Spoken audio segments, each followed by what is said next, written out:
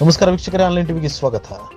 ಮಧುಗಿರಿ ತಾಲೂಕಿನ ಕೊಡಗೇನಹಳ್ಳಿ ಹೋಬಳಿಗೆ ಸೇರಿದ ಚಿಕ್ಕಮಾಲೂರು ಗ್ರಾಮದಲ್ಲಿ ನಡೆಯುತ್ತಿರುವ ಮಾರಮ್ಮ ದೇವಿ ಜಾತ್ರಾ ಮಹೋತ್ಸವದಲ್ಲಿ ಯಾರ ಭಯವಿಲ್ಲದೆ ರಾಜಾರೋಷವಾಗಿ 1-2-3 ಬಾಲ್ ಗ್ಯಾಂಬಲಿಂಗ್ ಆಟದ ಅಂಗಡಿಯನ್ನಿಟ್ಟು ಸಾರ್ವಜನಿಕರ ಜೇಬಿಗೆ ಕತ್ತರಿ ಹಾಕುತ್ತಿದ್ದರೂ ಕೂಡ ಕೊಡಗೇನಹಳ್ಳಿ ಪೊಲೀಸರು ಕಣ್ಮುಚ್ಚಿ ಕುಳಿತಿದ್ದಾರೆ.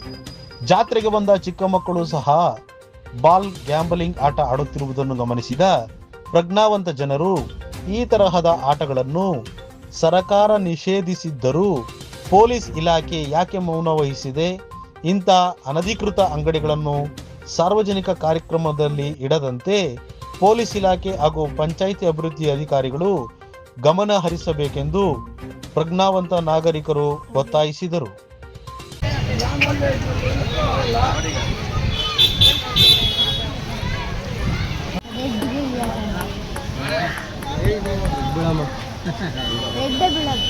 ಬಿಡ